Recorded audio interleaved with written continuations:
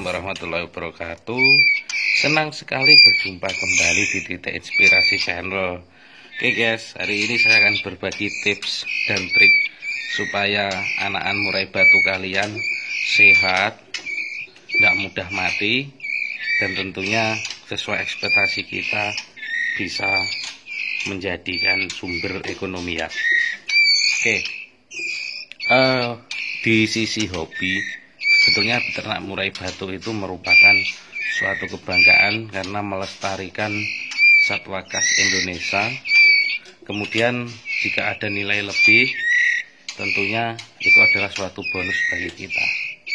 Cuma masih banyak sekali teman-teman para breeder murai batu yang masih pemula, kadang kewalahan bagaimana caranya merawat trotolan murai batu ini, terutama usia segini, supaya tidak mudah mati.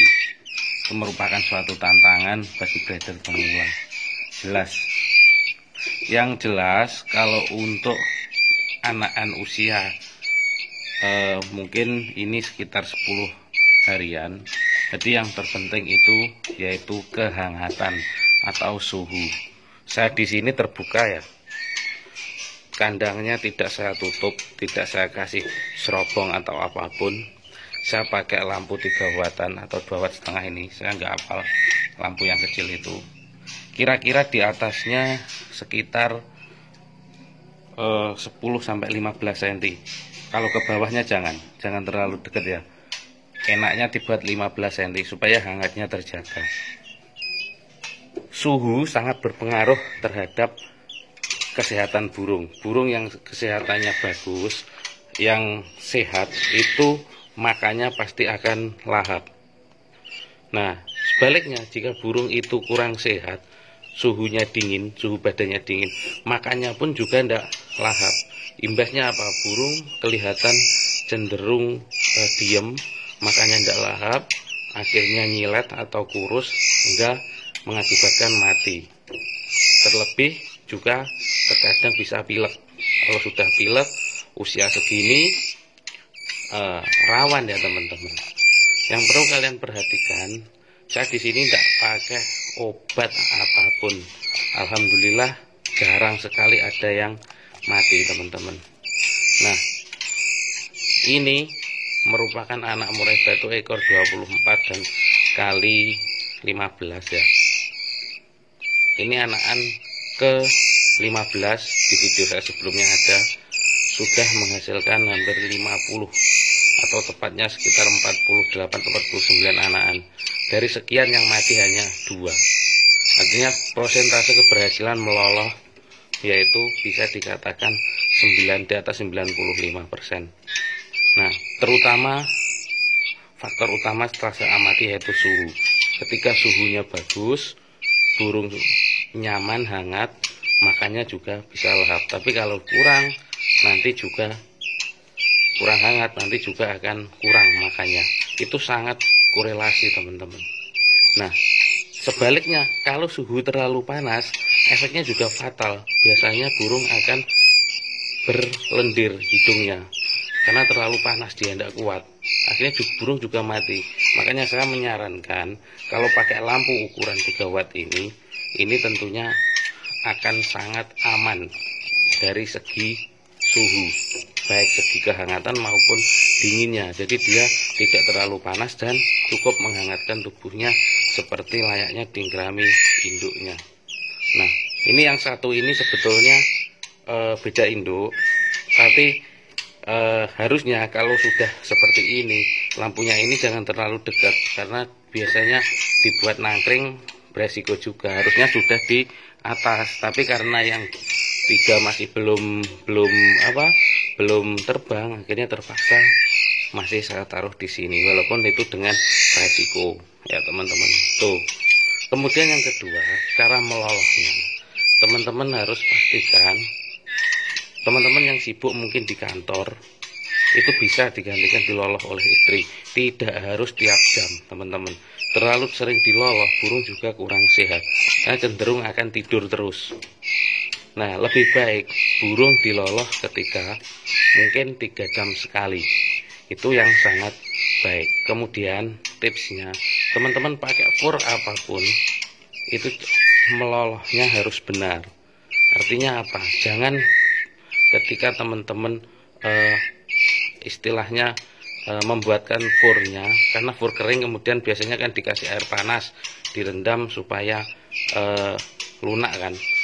Itu jangan sekali banyak kemudian dikasihkan, mungkin buatnya pagi dikasihkan sampai sore, itu juga tidak baik teman-teman. Jadi buatlah secukupnya, kemudian ketika tiap mau ngasihkan itu usahakan dibuat yang baru. Jadi kondisi fur selalu fresh. Fur di sini bisa ditambahkan dengan jangkrik, kroto, ataupun cacing. Kalau ulat itu tidak saya sarankan karena terlalu panas kalau usia segini. Jadi teman-teman harus perhatikan betul prosesnya, jangan sampai salah di sini. Tanpa menggunakan vitamin, insya Allah burung loloan murai batu kalian akan sehat. Bisa dilihat ini tanpa vitamin apapun, buktinya sangat sehat-sehat. Kelihatan ya dari warna trotolannya itu sudah jelas sekali, sudah tidak pucat, burungnya juga gemuk-gemuk, matanya juga sorotnya tajam. Ini menandakan burung murai batu trotolan kita sangat sehat. Kemudian yang tidak kalah penting yaitu kebersihan sarang. Sarang di sini tiap teman-teman ambil sudah terbang itu buang, beli lagi. Kalau mungkin ada depan rumah mungkin daun cemara ataupun daun pinus itu bisa digunakan. Seperti ini saya nggak beli teman-teman, saya hanya ambil di depan rumah. Sangat mudah saya rasa. Meskipun bagi yang pemula ini juga lumayan susah kalau belum tahu tips dan triknya. Kemudian teman-teman jangan salah ketika usia meloloh, itu yang paling bagus mengangkatnya dari induknya yaitu usia sekitar 5-6 hari. Itu tidak beresiko bagi pemula. Beda lagi dengan yang sudah mahir, mungkin usia 1-2 hari sudah berani ngangkat. Tapi bagi pemula tidak saya anjurkan. Saya menganjurkan usia di atas 5 hari. Sejak kapan Om? Sejak teman-teman tahu bahwa dia sudah menetas, biasanya ditandai dengan buang cangkang. Tapi juga ada yang induknya makan cangkangnya, jadi tidak dibuang. Teman-teman bisa ngeceknya setelah engkram 11 hari sampai 12 hari itu dicek, dikasih kroto atau jangkrik muda. Kalau induknya sudah bawa jangkrik atau kroto ke gowoknya berarti dia sudah netas. Tinggal ngitung aja untuk 5 hari sampai 6 hari ke depan baru dipanen, tanpa harus melihat ke gowoknya karena juga beresiko dibuang oleh induknya. Kemudian kalau tidak dengan cara itu, untuk mengetahui anakan siap panen itu dilihat dari kotoran yang dibuang induknya. Kalau kotorannya masih sebesar mungkin kedelai, berarti anakan masih sangat kecil. Tapi kalau kotoran sudah sebesar di atas besarnya kacang tanah, itu berarti trotolan sudah siap dipanen. Tuh, kalau seusia 1-2 hari itu masih sebesar kedelai teman-teman. Kalau sudah sebesar kacang tanah itu kira-kira usia 5 hari. Itu lebih besar lagi ketika usianya sudah 6-7 hari. Terlalu lama di gowok juga akan merepotkan teman-teman untuk melolohnya. Mungkin dibiarkan sampai 10 hari gitu, nanti juga akan sangat susah untuk diloloh. Biasanya trotolan kalau kita siulnya tidak pas juga nggak akan mau buka mulutnya, akan beresiko kematian juga. Jadi itu mungkin yang perlu diperhatikan. Berbagi tips dari saya, dari Titik Inspirasi Channel, semoga bermanfaat. Apalagi untuk teman-teman yang pemula ya, semoga video kali ini memberikan manfaat, memberikan motivasi buat teman-teman semua, sehingga ternaknya bisa sukses dan bisa bermanfaat. Selain untuk pelestarian, juga menambah ekonomi teman-teman semua. Terima kasih.